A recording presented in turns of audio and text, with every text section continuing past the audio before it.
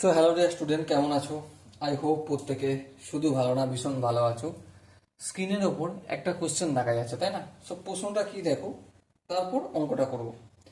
একটি সমদ্বিবাহু ত্রিভুজের শীর্ষকোণ এ, মানে সাপোজ এখানটা এ বি সি, এ হচ্ছে শীর্ষকোণ হচ্ছে এ, মানে এটা হচ্ছে আমার এ।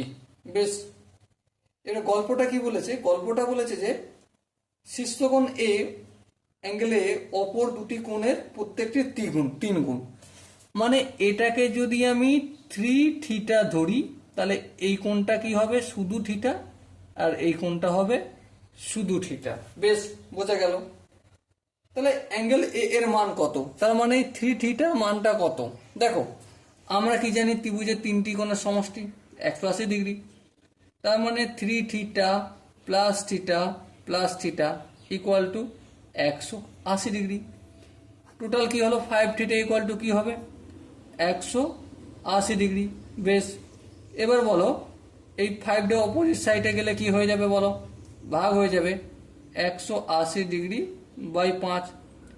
তাহলে 180কে যদি 5 দিয়ে ভাগ করি কত হবে? 5 দিয়ে 3 5 15, 3 5 15 16 17 18, 3 হলো 5 6 30, 36 ডিগ্রি নাকি?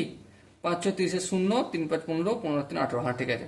কিন্তু আমাকে কি থিটার মান জানতে চেয়েছেন? না, 3θর মান। তাহলে 3θ ইকুয়াল টু কি হবে? 36 ডিগ্রি ইন্টু 3। তাহলে কত হচ্ছে? 3 6 18, 8 হাত একে 1, 3 3 9, 9 একে 10, 108 ডিগ্রি হবে এই অ্যাঙ্গেল এটা।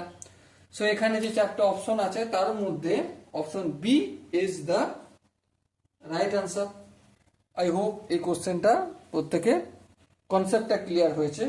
যদি কোনো জায়গায় কনসেপ্ট ক্লিয়ার হতে বাকি থাকে বা কারো মনে ডাউট থাকে যে দাদা আরো অন্যভাবে করা যায় কিনা, সো অবশ্যই তোমরা কমেন্টে জানাতে পারো। ওকে, সো ডিয়ার স্টুডেন্ট, দেখা হচ্ছে পরবর্তী সেশনে। ততক্ষণ পর্যন্ত ভালো থেকো, সুস্থ থেকো এবং জয় হিন্দ।